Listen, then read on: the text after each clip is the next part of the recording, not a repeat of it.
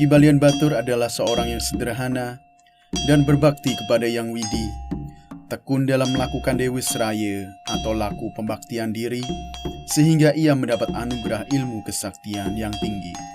Untuk mendalami kisah tokoh mistis Hindu Bali ini, kita perlu menengok sejarah Bali sebelum Ki Balian Batur ada, karena terdapat keterhubungan yang tak dapat dipisahkan.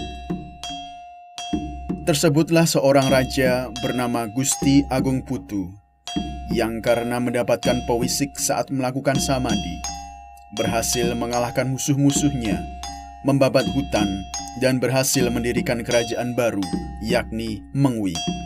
Ia berhasil pula memperluas kekuasaannya di daerah Bali Timur sampai ke Ubud, Buleleng, Belah Batuh, dan Sukawati. Di Bali Barat sampai Jawa Timur dengan wilayah Belambangan. Di Bali Selatan sampai ke Jimbaran. Kemudian Gusti Agung Putu mendapat gelar Ide Cokorde Sakti Belambangan sebagai seorang raja yang mempunyai wilayah kekuasaan yang luas. Ia tak mau tunduk pada kekuasaan Semarapura, yakni kerajaan yang lebih dahulu berkuasa di Bali.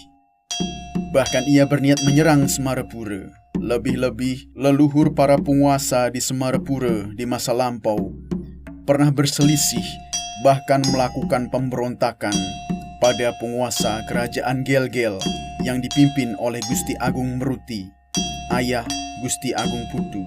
Perlu diketahui bahwa kerajaan Gel-Gel adalah cikal bakal kerajaan Mengwi. Sehingga bila dilihat dari segi silsilah, kerajaan Mengwi dan Semarapura terlibat permusuhan yang berkepanjangan. Di wilayah kerajaan Mengwi yang bernama Desa Karangkedangkan, di dekat hutan yang bernama Alas Celedu, Nginyah, hiduplah Ki Balian Batur dan keluarganya. Sebagai seorang Balian, ia sering melakukan Dewi Seraya atau laku spiritual seperti bersemadi, melakukan banyak persembahan kepada dewa, sehingga ia dikaruniai dewa ilmu kawisesan atau kesaktian yang tinggi. Untuk menghidupi keluarganya, ia bekerja sebagai petani yang amat rajin, sehingga ia dan keluarganya hidup berkecukupan dan berbahagia. Ki Balian Batur mempunyai 6 orang anak, 5 diantaranya perempuan, dan seorang anak lelaki yang masih di bawah umur. Untuk menambah penghasilan, dan sebagaimana tradisi perempuan Bali pada umumnya yang selalu giat bekerja, maka istri dan anak-anak Ki Balian Batur mempunyai usaha yang amat umum di Bali, yakni dagang nasi keliling. Setiap hari mereka menyembelih babi, berbelanja, meracik bumbu, dan memasak makanan seperti lawar, tung, brengkes, sate lilit, urutan, dan beguling. Sedangkan anak kedua dari Ki Balian Batur yang bernama Niluh Madiwali yang berwajah cantik, berperawakan menarik, dan pandai bergaul, bertugas menjual dagangan di keramaian, seperti di pasar, perempatan besar, di acara karya nyatnya atau upacara adat, atau saat diadakan tajen atau sabung ayam, di mana orang banyak berkumpul. Karena rasa masakan mereka yang lezat dan pesona Niluh Madiwali, maka usaha dagang nasi itu laris. Sehingga Niluh Madiwali selalu pulang dengan makanan yang habis terjual. Suatu hari di sebuah desa bernama Cau, diadakan tajen di Wantilan, yaitu bangunan besar tempat orang-orang berkumpul.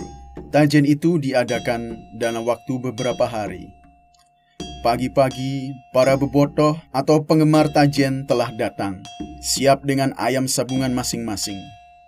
Semakin siang, Wantilan semakin ramai oleh para bebotoh, para saye atau juri, dan para lelaki yang bertaruh. Niluh Madiwali memanfaatkan kesempatan untuk berdagang di sekitar Wantilan yang ramai itu. Orang-orang pun banyak yang membeli. Namun tiba-tiba, datanglah seorang pendek berkepala gundul mendekati Niluh Madiwali dengan langkah yang terhuyung-huyung seperti orang mabuk. Matanya merah dan omongannya ngawur. Dari mulutnya tercium bau tuak bercampur arak. Niluh Madiwali tidak begitu menghiraukan orang itu karena sibuk melayani pembeli. Namun orang itu terus mencuri perhatian Niluh Madiwali dengan meludah-ludah, mencolak-colek, bahkan berani kencing sembarangan. Niluh Madewali amat jijik dengan tingkah laku orang itu. Orang itu merasa jengkel karena rayuannya tak ditanggapi. Si gundul yang kemudian diketahui bernama Ipondal itu berakting seperti orang mutah-mutah, katanya. Niluh Madewali ngadepe jelema. Niluh Madewali ngadepe jelema. Niluh Madewali ngadepe jelema. Yang artinya, Niluh Madewali menjual lauk daging manusia. Semua lawar, tum, sate, brengkes, komoh, semuanya dari daging manusia. Ipondal juga menyebut keluarga Madewali sakti semuanya dan bisa ngeleak. Segera orang banyak mendekat untuk mengetahui apa yang terjadi. Karena pisune atau tuduhan itu, orang-orang yang memakan nasi membuang tekor atau alas nasi dari daun pisang. Mereka muntah-muntah, marah, mencaci, mengutuk Madewali dan tak mau membayar. Amat sedih, marah, terhina, dan kesalnya Madewali saat itu. Tajen terhenti sejenak karena kejadian itu. Madewali menangis tanpa ada seorang pun yang membela dirinya. Dalam isak tangisnya, ia masih berusaha membela dirinya dengan berkata, "Saya tidak menjual daging manusia. Daging yang saya jual adalah ulam bawi atau daging babi yang dipotong sendiri di rumah. Saya berani bersumpah, kalau saya menjual daging manusia, biarlah saya menjadi orang hina dan dihukum seberat-beratnya." Si gundul itu hanyalah penyebar pisune untuk menghancurkan dagangan dan keluarga saya. Ipondal berkata, "Bohong, bohong, bohong, bohong." Diikuti yang lain sambil mengolok-olok Madewali. Kembali Niluh Madewali menangis sejadi-jadinya sambil duduk di pojokan. Sejak kejadian itu, Madewali dan Ki Balian Batur menjadi pergunjingan orang-orang desa Cau. Sesampainya di rumahnya, di desa Karangkedangkan, Madewali mengurung diri di kamar.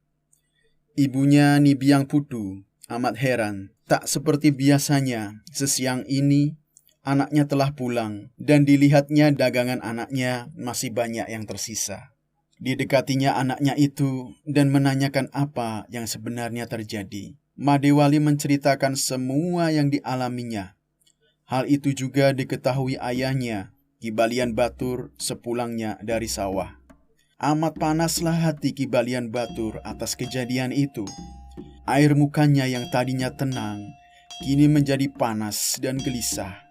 Pisune atau tuduhan itu menamparnya bagaikan lemparan kotoran ke wajahnya. Maka Ki Balian Batur berniat membalas pisune itu. Desa Cau akan hancur lebur dalam sekejap, biar mereka merasakan akibat dari apa yang telah mereka perbuat. Tengah malam pun tiba. Ki Balian Batur memanggil istri dan anak-anaknya, kecuali yang terkecil, dan mulai memberikan wejangan. Ia berkata, "Telah tersebar kabar bahwa kita semua bisa ngeleak, maka kita harus waspada dan berhati-hati, karena tanpa diduga-duga, musuh akan datang dan menyerang kita.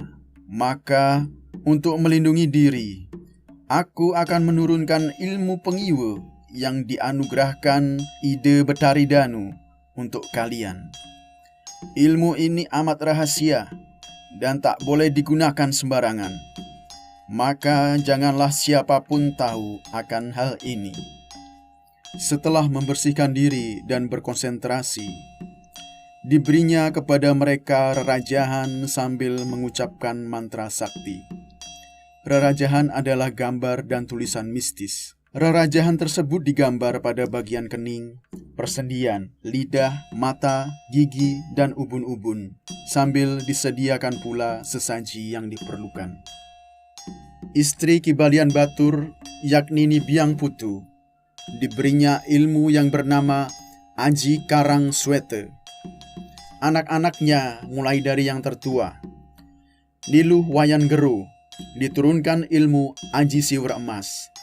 Niluh Madewali diberikan ajian Pitik Bengil. Kepada Niluh Nyoman Keber, diturunkan Aji Gringsing Wayang. Kepada Niluh Ketut Kasup, diturunkan Aji Puntang Panting. Kepada Niluh Putu Sengkrong, diturunkan Aji Krep Kase. Selain anak-anaknya, Ki Balian Batur mempunyai sisya berjumlah 34 orang yang telah memiliki kemampuan sakti hasil penurunan ilmu Balian Sakti itu. Rumah dan pekarangan mereka pun telah dipasang gegemet atau jimat pelindung sebagai benteng gaib dengan kekuatan yang amat besar. Dengan begitu, orang yang berniat jahat akan melihat rumah itu dikelilingi benteng besi yang kokoh sehingga sulit ditembus. Atau melihat rumah tersebut hanyalah tanah kosong tak berpenghuni. Atau orang akan masuk ke rumahnya sambil bingung mencari jalan keluar. Selang beberapa waktu setelah Ki Balian Batur menurunkan ilmunya, tibalah saat pembalasan itu. Hari yang dinantikan telah datang, yaitu hari Wrespati Kajeng Kliwon Nemoning Tilem, atau hari Kamis Kliwon bertepatan dengan bulan mati. Malam itu, Ki Balian Batur diiringi istri, anak dan seluruh sisyanya pergi ke setre atau kuburan yang letaknya jauh di pinggiran desa Karangkedangkan. Kuburan itu dipenuhi dengan pohon-pohon besar seperti beringin dan kepuh, sehingga membuat suasana semakin mencekam. Di sana mereka mengambil tempat di tengah pemubunan atau area pembakaran mayat. Ki Balian Batur duduk bersila, memusatkan pikiran, tenaga, dan mohon kepada ide Betari agar ilmu pengiwa menjadi sempurna dan sakti mandraguna. Para sisya mengelilingi Ki Balian Batur sambil menandak-nandak dengan rambut megambakan atau terurai. Semuanya larut dalam tarian itu sehingga mencapai puncak atau dalam bahasa Bali disebut tasak. Tak lama kemudian, semuanya berubah rupa menjadi berbagai macam leak sesuai dengan tingkat ilmu yang dimiliki. Ada yang berwujud bojok atau kera, ada yang berwujud bangkal mecaling atau babi hutan bertaring panjang, ada yang berwujud gegendu kebo membatis telu atau siluman kerbau berkaki 3, gegendu jaran membatis telu, siluman kuda berkaki 3.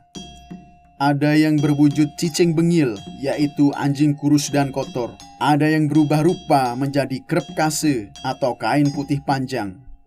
Ada yang berubah menjadi celuluk atau sosok berkepala botak bertaring panjang. Ada yang berubah menjadi badai atau usungan jenazah bertingkat, dan berbagai bentuk menyeramkan lainnya. Ki Balian Batur segera memerintahkan leak-leak itu untuk pergi dan menebarkan penyakit mistis di desa jauh, untuk membunuh setiap orang yang ada di sana. Segeralah semuanya berubah menjadi endih atau bola api beraneka warna dan terbang ke desa jauh, sedangkan Ki Balian Batur mengawasinya dari kejauhan. Malam itu, keadaan desa jauh tak seperti malam-malam biasanya. Angin malam yang tadinya mendesir sejuk tiba-tiba berubah menjadi panas, dan orang-orang yang tadinya tertidur lelap menjadi gelisah, termasuk anak-anak dan bayi yang mulai banyak yang menangis. Suara gagak dan kodok bersaut-sautan di musim kemarau menambah aneh suasana malam itu. Karena keanehan tersebut, orang-orang tak berani keluar rumah. Mereka menutup pintu, jendela, dan menguncinya rapat-rapat. Bola-bola api sebesar kurungan ayam itu mendarat ke jalan-jalan dan mulai berubah menjadi wujud leak beraneka rupa. Leak-leak itu berkeliaran di jalan-jalan, mengitari rumah-rumah penduduk, dan segera menebarkan penyakit mematikan.